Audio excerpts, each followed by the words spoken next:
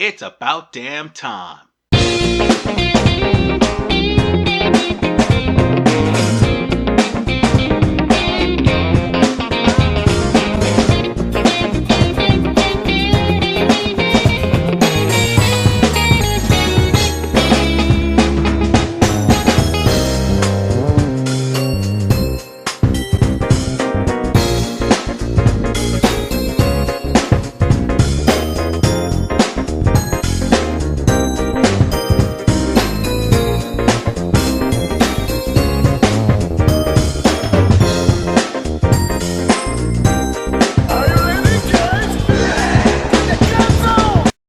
Honest to God, this should have already been done by now, but I had an entire Dynasty Warriors Marathon to do, and I practically did.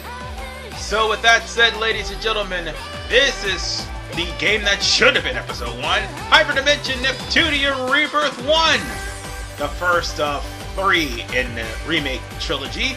And I say remake because this is a remake of the very first game.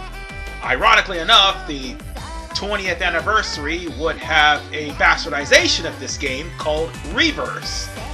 We won't talk about Reverse, but Rebirth is making its way on the Switch by the time of this review. So with that said, I might as well review it now, since I've already had this on the channel. Anyway, I might as well go through the pros and cons of the remake of this series that pretty much put Idea Factory and Compile Heart on the map. And with the fourth wall breaks and all the video game references, I think it's safe to say that we're in for one hell of a review. So with that said, ladies and gentlemen, pick your waifu and pick it well, because we're about to go deep into Hyperdimension Neptunia Rebirth 1. So, with that said, let's go! I did say there was going to be a deep dive, but I had to break down what every single Idea Factory game is going to have to offer to you as far as cons is concerned. At least one of these 7 problems are going to be in the Neptunia games, and there's only 2 games that literally dodge the bullet on every one of these problems. And that's Neptunia Shooter and also Producing Perfection. When the worst game in the series avoids tropes that have plagued your game series and even series outside of the Neptunia series, something is horribly wrong. I just recently reviewed Omega Quintet, and they have this problem too. So with that said, let's get on to the cons of Rebirth 1 to further explain what I mean. Blueberry panel not being hidden aside, there is just an unnecessary amount of DLCs. Adding characters from Rebirth 3, Mega Dimension Neptunia V2, also adding characters from Hyperdimension Neptunia Mark II, not to mention adding certain areas that will allow you to grind less but gain more. On top of the most insulting thing ever, there is, hold on, wait a minute, hold on, my eyes deceiving me. Yes, my eyes are not deceiving me. These assholes literally put the option to look at all of the videos you went through the entirety of the game under a $2 paywall. Oh my fucking god! Idea Factory, are you serious right now? Look at all the locales that they have. I've unlocked just about all the locales. This is from my previous playthrough. And you're gonna have to revisit all these locales over and over again while this game is killing. So you have to put in an 8GB patch to keep it from killing, which is stupid, because it should have been optimized because of the fact that you're porting it to Steam. Unfortunately, that's not the case. So you're going to be practically grinding and grinding, and that's the only reason why this game is actually running great, because of the 8GB patch that was put in the game from my previous laptop. So this actually kills low-end and high-end PCs if they're not optimized. It doesn't matter what kind of card I have. The point is, you're going to be revisiting these areas a lot.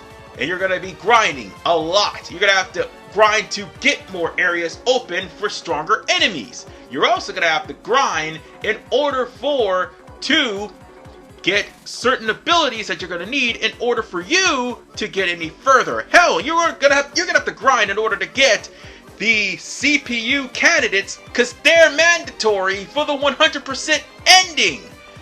Also, speaking of 100% ending, you're gonna have to grind in order for you to get the shares of Louis, Last Station, Planet Neptune, and Lean Box to over 20% and others to none.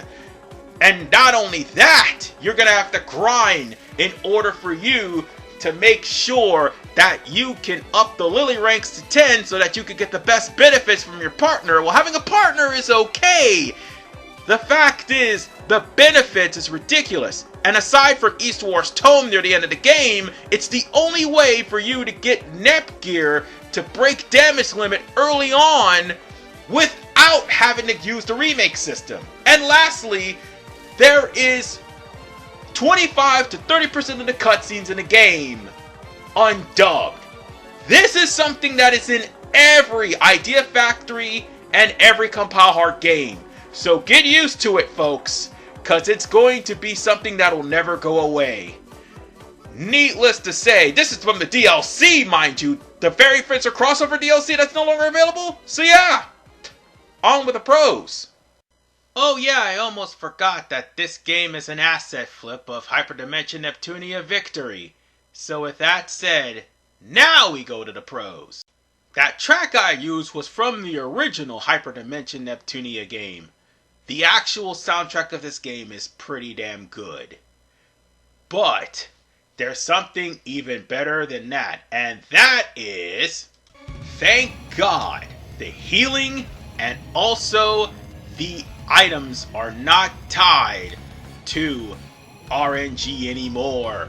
Thank God that we can actually customize our combos so that they'll be strong so long as we actually meet up with the number requirements for the combos. But moreover, thank God that we could just use SP and EXE moves whenever we want, as well as transform, because there was a meter for that, unfortunately, too.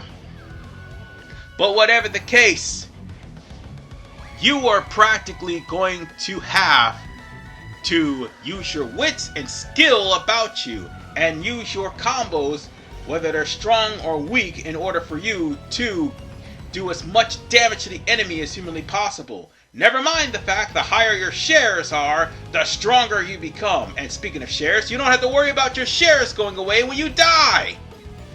And then there is the fan service. Ah yes, the fan service. And the Yuri bait. This game is littered with it, and I feel so sorry for the PS4 players. Moreover, when it comes down to the remake system, yes, the grinding may be bad, but once you unlock all of the remake system's services, this game becomes easier. It may be hard at the beginning, but it'll become easier, and you'll be able to have everything you need when you need it, so long as you get the money for it. And yeah, there's one other thing we want to talk about, the humor as well. I get it. It must be a power outage, or maybe the circuit breaker dropped. But why am I bright, like I've been splashed with fluorescent paint? I guess it's just my brilliance emanating from me! Oh, just kidding. Shut it! I can't stand the way you talk all high and mighty, Thunder Tits. Breasts are symbolic of maturity and fertility, qualities of a goddess. With such logic, it can be said you are the least fitting. Well, despite it being visual novel, the jokes are actually what hit home.